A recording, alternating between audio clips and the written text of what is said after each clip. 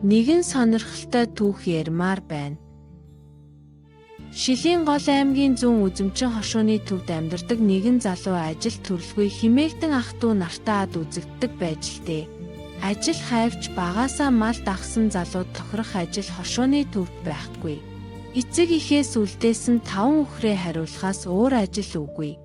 Хөөрхий залуугийн хувьд 5 үхрийн ашиг шим гэдэг зүгээр л амжиргаа. Нэгэн өдөр тэрээр Хөх хотод ажилдаг багын найзтайгаа архиуд судал найзна. Чи 5 үхэрч хариулсан өдөр бүр малтаа явна. 100 үхэр малсан ч өдөр бүр малтаа явна.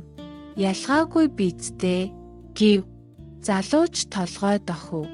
Тэгээд цааш нь манай хошууны төвийн айлуудын мал нийлбэлцөө хүрх үү гэж асуулаа.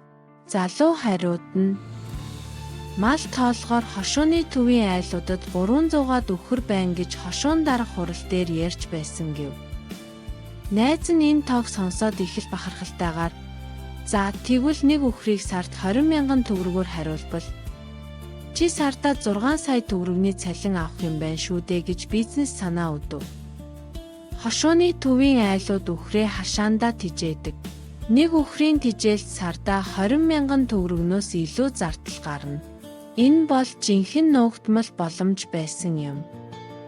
Маргааш нь хошууны төвийн радиогоор айлын үхэр хариулна гэсэн зар тамхи 10-аад хүн түүний утас руу залгаж гинэ. Залуу хүмүүстэй уулзаж цалин хөлсөө тохирон үхрийг нь хариулах болов. Тэрээр 120 үхэр гэрээгээр хариулах болжээ. Бэлчээрт гарсан үхрүүд өнгө цус орж тарах твэрэг авахаас гадна сүүний гарцсан ч нэмэгдэж байгаад малын эзэд ихэд талархаж байв. Залуу цалингаа тооцож үзвэл чамлалтгүй ээ. Сарын цалин 2,400,000. Амьдралдаа барьж үзээгүй л их мөнгө. Цаашид хэд болж өсхийг ажиллаж хичээнгүй зан л мэдэх хэрэг. Багын найзынхаа мэргэн ухаанаар ажилгүй залуу маань хошуундаа хамгийн өндөр цалинтай малчин болж сэтгэл тэнгэр амьдрах болсон юм. Энэ санааг Монголд хэрэгжүүлэх боломж байна уу? Энэ санаанаас гадна өөр бас нэг санаа байна. Хөдөөний малчид саалын үнэний тоо хорд аваад явчихад саал сүгээ хүчрэхээ байчихдаг. Тэгвэл бас малчдын илүүдэл үнээнүүдийг түрээсээр маллаад ашиг шимийг нь авч болно.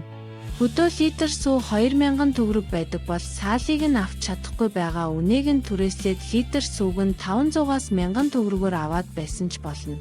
Цагаан эдээний үн хотод өссөн ч эрэлт ихтэй байгаа шүү дээ.